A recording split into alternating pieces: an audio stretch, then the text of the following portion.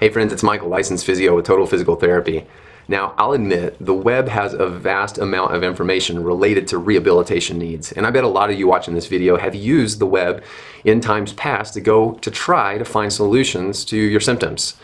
Now, I'll also be the first to admit that there's a lot of gray zone material out there, and even worse yet, there's a lot of detrimental, call it BS out there.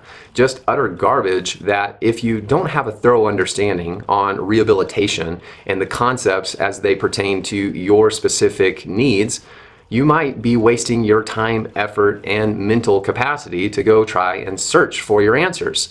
Sadly, we also have other healthcare providers that think along the same lines, and oftentimes we have individuals that healthcare providers have suggested that they just simply go and Google search the answers, and if that doesn't work for them, then they should come back and see them in their own specialty.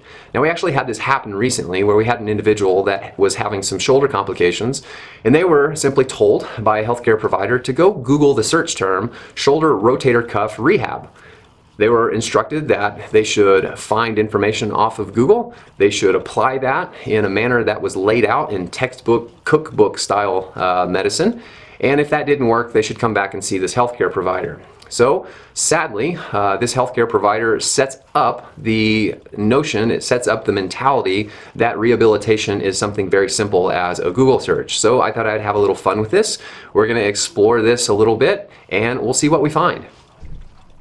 Now, I utilized Google to throw in the exact search criteria that this client revealed to me, and that was shoulder rotator cuff rehab program. And the very first result that populated for me, lo and behold, was from the American Academy of Orthopedic Surgeons. So let's see how it's laid out here for this document titled Rotator Cuff and Shoulder Conditioning Program. Now, they go through some opening statements and some terminology that one could benefit being familiar with. They get into some other details like the length of the program. They show a 4 to 6 week application to this. Now, why in the world would it say 4 to 6 weeks? Well, 4 to 6 weeks is a pretty global time that is necessary to pass for a lot of body tissues to adapt to strategies that would include exercise as a prescriptive approach for healing. So in that 4 to 6 week window, chances and probabilities are pretty high that you would be able to target most tissues in the human body, not all, but most, and you'd be able to have some type of reasonable report on whether or not you are starting to feel improvements. So that's kind of a little safe guideline there. Now, getting into the actual program, they recommend a warm-up, 5 to 10 minutes, and I would agree with that. In most cases, especially when you're dealing with some type of pathology and associated pain, the warm-up can very commonly be more important than the actual exercise regimen. It's basically laying the foundation for you to be able to do more aggressive things, and the last time I checked, if we try to build a home on a cracked, faulty foundation, it doesn't matter how great the home is, ultimately it's going to fail. You need to think about your warm-up in terms of that reference as being the foundation to be able to build your home off of. Now, the document goes on to talk about performing stretching after a warm-up. Now, here's where we get into a gray zone. In the world of rehab, we've tried to differentiate and use terminology like active stretching versus passive stretching. I think this just confuses the public. I think you watching this video probably, if I said the word stretch, no matter whether I said active stretching or passive stretching, I think your understanding of stretching would just be putting a joint or a body into a particular position and holding it for a length of time. And if this is you, if you feel like that is what stretch means to you, then I'm sorry that we've tried to confuse you by throwing in this terminology of active stretching, because that's not what active stretching is. And when we're actually stretching a tissue, we're trying to elicit specific effects. Those effects we don't want to happen before an actual exercise regimen. So this has been preached for very long periods of time, but unfortunately the common perception is totally still backwards on this idea of stretching. You do not want to statically stretch before an active physical activity. That needs to be reserved for the end. Okay, it goes on to say that you should not ignore pain. I agree with that. However, with that being said, Pain should not be the deterrent. Pain should be the guider, okay? And what I mean by that is just because you feel pain does not mean you should avoid the activity. Whereas this statement here says that you should not feel pain during an exercise. This is actually a very inaccurate statement. Not that we're trying to elicit severe debilitating pain, but oftentimes when you're dealing with damaged pathological tissue, that tissue needs to undergo a dosed response. By that, what I mean is that it needs to gradually be exposed to more and more physical demand. That is what helps bring about this change in the tissue. And if the tissue is not at 100%, oftentimes it's going to let you know that it's not at 100%. But you, the public, knowing how much to push, when to make those adaptations, and how to correlate that with the symptoms that you're feeling, it's a very difficult task for an untrained individual to be able to know. And that's why feedback from a physio is going to be one of your great tools to be able to differentiate between what is potentially detrimental pain versus what is acceptable symptoms. So I would definitely not agree with this statement right here about avoiding exercise with pain. All right, the last statement that it has here, ask questions, very critical, okay? Asking questions and sharing information on how your body is accepting or rejecting physical activity, it's critical to any type of efficient progression. It's difficult to ask questions if you were flying solo on this. So if you were instructed, as my example was, to just go Google these terms and go blindly do it for a few weeks, it's hard to ask any specific questions if there's no one there to help guide you.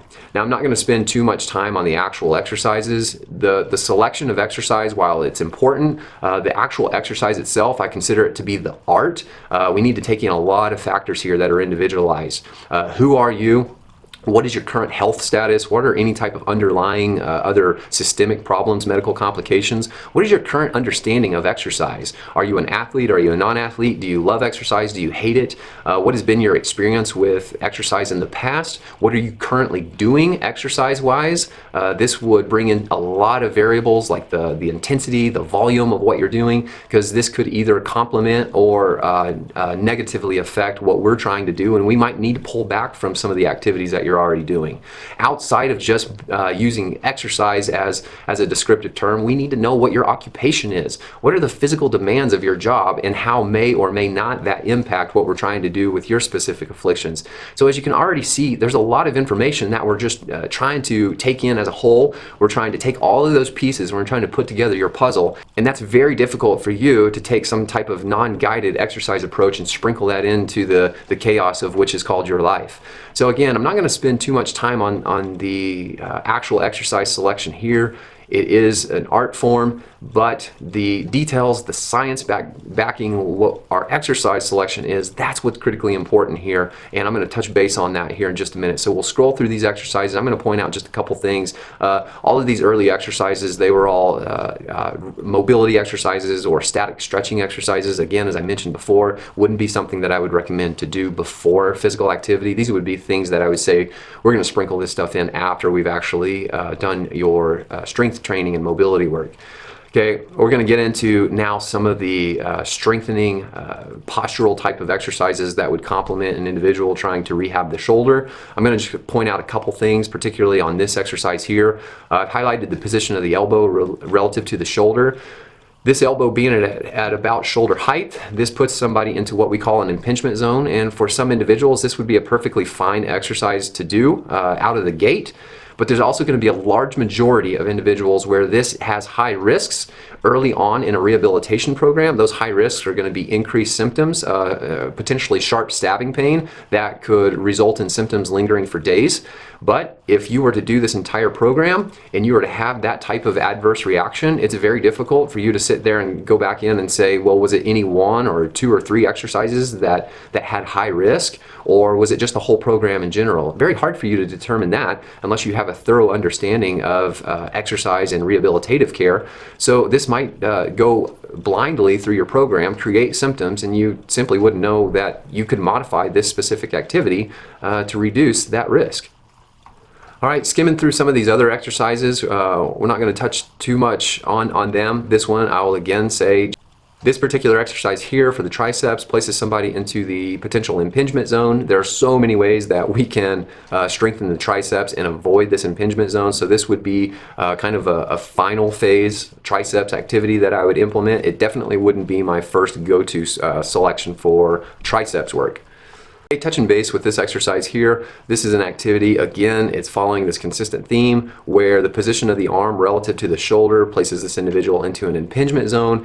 It could potentially be fine, but in the case where this was irritating, a very simple modification of placing the arm at about 45 degrees away from your trunk and potentially propping this arm up off of the bed and kind of getting your elbow and upper arm in line with your trunk. These would be very subtle but potentially significant modifications to be able to drive home tolerance of this drill. Okay, I'm going to take us all the way down to the end, not picking on this exercise individually, but bringing your attention to this. There are 18 drills in this regimen here, 11 pages long. If I was to give anybody 18 drills and to ask them to do the designated sets and reps on all of these drills, you're going to come back to me with probably one complaint. And that one complaint is going to be the fact that it took you over 2 hours to complete this. And I don't care if you're healthy or unhealthy, 2 hours of a physical activity like this, isolated for the shoulder, that's a lot of work. It's too much work in my opinion in the majority of cases. And if you went home and found yourself needing to dedicate 2 hours of your day to performing these exercises, the chances are very, very high that you would balk on this. You would throw in the towel. There's no way that anybody is going to commit this kind of time on a consistent basis to work through a process that is very likely to take weeks, if not months, to gain some traction. So there's a lot of repetition in this regimen here. I would clean a lot of this up to shorten and condense it, make it short and sweet for the home user. Something that's going to take you in the ballpark between 20 to 45 minutes. A lot more manageable, a lot more reasonable, and honestly a lot more effective. Now, I didn't touch base on all of the dosage parameters of this because this thing is just laid out in pretty generalized terms.